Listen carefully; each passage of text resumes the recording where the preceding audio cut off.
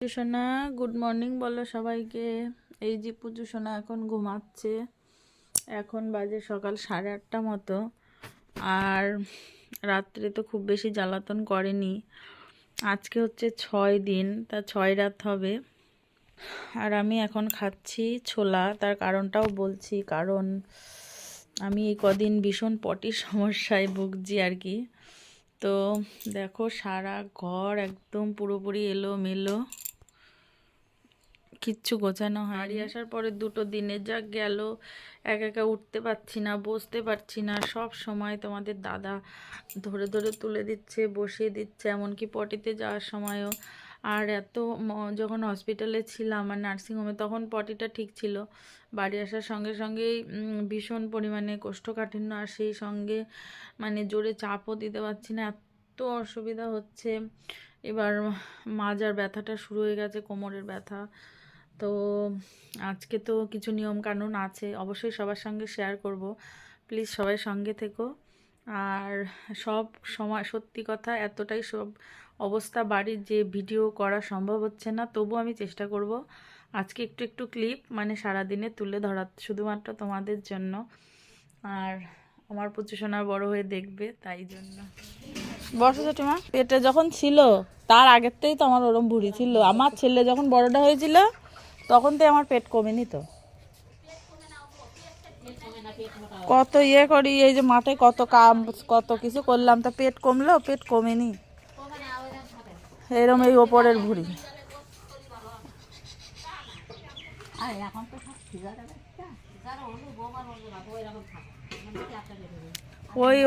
হচ্ছে বড়টা হওয়ার সময়ই হচ্ছে বেল্ট নিতে হতো, বুঝেছো? বড়টা হওয়ার পরে বেল্ট নিতে হতো। বেল্ট নিলে তাহলে তখন দিয়ে পেট কম থাকতো। এইবার দেখে একটু ব্যথা কমলে ওই বেল্ট নিয়ে নেবো।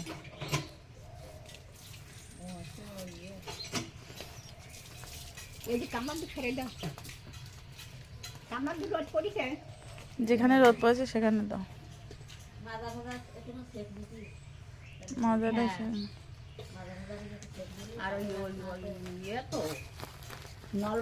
রোদটা এত দেরি করে আসলো, একটু ভেঙে চুরি গেলে আবার একটু কম। এই তো এখানটা একটু রোদ এসছে এবার। আর ভাইকে পাহারা দিবি তো? তুই কিন্তু হাত ধুয়েছিস? হাত ধুয়েছিস? ডিম খেয়েছি, ওই যে লেগে আছে হাতে, কুসুম সব এই লেগে আছে। আমি বাড়ি আসার পর দিন তারপর মা এসছে। আজকে হচ্ছে রান্না হবে 6 শাক, এটা বানিয়ে রেখেছে শাশুড়ি। রান্না বান্নার দায়িত্বটা মাই করছে। আর এই যে দুপুরে রান্না হবে মাছ। আর আজকে যেহেতু মাছ, জ্যান্ত মাছ একটা খেতে হয়, আস্ত 2 রকম মাছই নিয়ে এসছে। এখানে সব রেডি হচ্ছে। আর শাশুড়ি আর মা তো ভীষণ পরিমাণে ব্যস্ত। তারপরে ননদরাও চলে এসছে, সব মোটামুটি এক এক করে পুজো সোনাকে দেখার জন্য। তো ভিডিওটা পুরোটা দেখতে থাকো। আমার ননদরা যখন আসে, আর বড় ননদের তো 2 মেয়ে, ছোট ননদের 1 ছেলে, আর আমার ছেলের তখন আনন্দের সীমা থাকে না। দেখো কেমন লাফালাফি করছে। এই যে ছোটটা, ও আগে চলে এসছে। সবারই একটুখানি মনটা ভারী ভারী, যে যদি একটুখানি আমার মেয়ে হতো, মানে আমরা একটা গ্র্যান্ড সেলিব্রেশন করতে পারতাম। কিন্তু কিছু করার নেই, যে এসছে নবাগত পৃথিবীতে, তাকে তো সাদরে আমন্ত্রণ জানাতেই হবে, তাই না? তো আস্তে আস্তে সব ঠিক হয়ে যাবে। আর এখন আমি খাচ্ছি হচ্ছে লেবু। আজকের দিনটায় আমি প্রায় 10-12 বার পটিতে গেছি। ভাইয়ের একটা নাম রাখো তো অভি, ছোট্ট ভাইয়ের একটা নাম রাখো। কি নাম রেখেছো বলো? তুবান যে কত নাম বলছে, নরেন, তারপরে কি অরিজিৎ, নরেন। ভাত খেতে বসা নেই, এবার বাবা এসছে বলে অভিষেক কখন বাড়ি থেকে এসে খায়নি। আরে ঠাকুরদা কিচ্ছু খায়ও নি, সে চলে যাচ্ছে। কোথায় নেমন্তন্ন? বাবা ঘড়ি পরে খাচ্ছে, কারা কারা দেখে।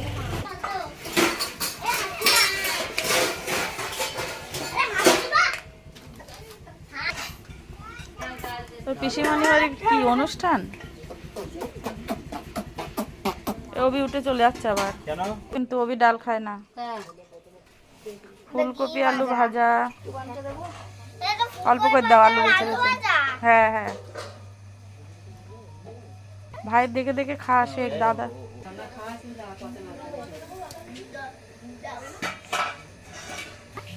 তুই কি ভাজা মাছ নিবি? ওই দেখ ছোটটা কিসে খাচ্ছে। দুইজনেরটা ভালো খাও। বেলায় বেলা খেতে হবে মানে এখন খাবো আবার খাবো আর রাতে আর খাবো না? ও আচ্ছা ঠিক আছে। কুটুমরা চান করছে আর আমি খেয়ে নিলাম। আজকে মেনুতে হয়েছে 6 শাক। এটা হচ্ছে 6 রাত্রির দিন খেতে হয়। অনেকের মধ্যে 6 রকম সবজি দেয়, কিন্তু আমাদের মধ্যে 6 রকম মানে শাক তুলে রান্না করে দেওয়া হয়েছে। আর এখানে আছে বাঁধাকপির ঘন্ট, এটা মা করেছিল মাছের মাথা দিয়ে, আর মাছের ঝোল, আর ছিল ডাল। আর এখানে দেখো 6 রাত্রির জন্য যে সমস্ত জিনিস জোগাড় করা হয়েছে, শাশুড়ি এগুলো সব জোগাড় করেছে।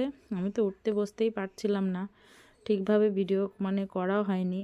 এখানে তালপাতা, তারপরে আমের পল্লব ঘটে, আর একটা কলা গাছের মানে ডাগর, আর এখানে একটা এই যে পেন বানিয়েছে কি বাঁশের কঞ্চি দিয়ে সম্ভবত, আর এই শামুকের মধ্যে করে জল দিয়ে মা ষষ্ঠীর ওখানে দেওয়া হয়।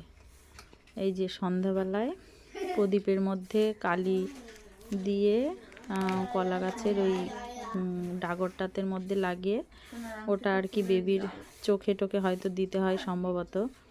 তো যেহেতু ডাক্তার বারণ করেছে সেই জন্য সেটা আর করা হবে না। তো এখানে মার হাতের না রূপোটা সোনা দাও, সোনা দেখ, সোনা আর এটা সোনা না আর উপর দিয়েছে ওই যে এই যাবে তোলার সময় ঠিক করতে হবে। হ্যাঁ সকালে আমি তুলি দেবো যখন তুলবো।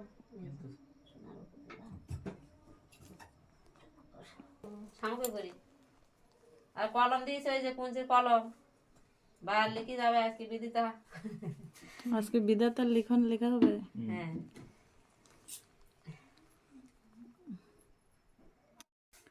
বাড়িতে তো ঘটছে অনেক কিছু, সব কিছু সবসময় ক্যামেরাবন্দি করা হচ্ছে না, যতটুকু পারলাম তোমাদের জন্য ক্যাপচার করার চেষ্টা করলাম। আশা করি আজকের ভিডিওটা ভালো লেগেছে। ভালো লাগলে প্লিজ একটা লাইক করে দিও, আর আমার চ্যানেলে নতুন হয়ে থাকলে চ্যানেলটা সাবস্ক্রাইব করো, কারণ তোমাদের একটা সাবস্ক্রিপশান পেলে আমার ভিডিও বানাতে অনেক বেশি মানে মোটিভেশন মেলে। আর এই যে উঠতে বসতে দেখো কত কষ্ট, মা যা যন্ত্রণা তেমনি। আমি বলছিলাম যে একটুখানি এইগুলো ক্যাপচার করে রাখি, কিন্তু এই সমস্ত যন্ত্রণাদায়ক জিনিসগুলো আমি সবাইকে দেখাতে চাই না।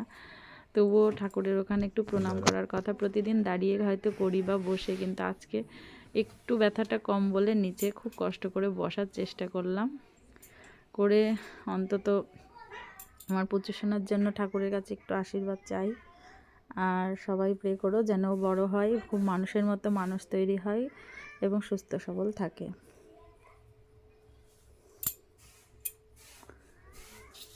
আমাদের মধ্যে যেটুকু নিয়মকানুন আছে আমি সেইটুকুই মানে অল্প সামান্য একটু দেখানোর চেষ্টা করলাম। আর তোমাদের মধ্যে যদি অন্য কোনো নিয়ম থাকে তবে অবশ্যই আমাকে কমেন্ট করে জানিও যে কি করা হয়। আরনের বেলায় আমার বাবার বাড়ির নিয়মটা একটু অন্য ছিল, কিন্তু এখন যেহেতু শ্বশুরবাড়িতে আছি এইখানকার নিয়ম অনুযায়ী মানে করি, ওখানে মাদের নিয়ম অনুযায়ী করেছিল। আর এখন সোনাকে একটুখানি দেখো প্রদীপের আর কি তাপ দিয়ে দেব। আর এই মশারির এই সেটটা ওর বড় পিসিমণি ওকে এনে দিয়েছে, এর মধ্যে কিন্তু পুচুসোনা খুব সুন্দরভাবে আরামে ঘুমাচ্ছে। বড় মশারিটা এখন আর টাঙাচ্ছে। কি যে কষ্টের মধ্যে দিয়ে যাচ্ছে তা বলার কথা না, ভিডিও করারও মানে কোনো রকম ইয়ে নেই, তবু একটুখানি করলাম। আজকে নাকি হচ্ছে 6 রাত্রি, তো এখন পুচুসোনা ওই যে ঘুমাচ্ছে আর আমি ঘরে আছি, আর বাকি সবাই বাইরে চলে গেছে, অন্য কারো থাকা যাবে না। ও আবার 2-1বার কাশি দিল, এবার ভয় লাগছে ঠান্ডা লেগেছে কি ইস্যু করে শুয়ে থাকছে, কান্না করছে না হয়তো, সব সময় মানে টেরও পাচ্ছি না কখন টয়লেট করে দিচ্ছে। আর এত শরীর খারাপ লাগছে, পেটের মধ্যে গন্ডগোল হচ্ছে। সেই দুপুরে একবারই খেয়েছি আমি, আর খাওয়া দাওয়া করি না, আর খাবো না, ভালো লাগছে না একটু। কোমর যন্ত্রণায় মানে থাকতে পারছি না, মানে খুব অস্বস্তি হচ্ছে। তো দেখো আমার শাশুড়ি আমাকে এখানে কোমরের মধ্যে একটু গরম সেক দিয়ে দিচ্ছে। এই সেকটা দেওয়া ভীষণ পরিমাণে উপকার। পরের ভিডিওতে আমি অবশ্যই দেখাবো কিসের সেক নিলাম, আরও কী কী করতে হবে। তো এখন বাই।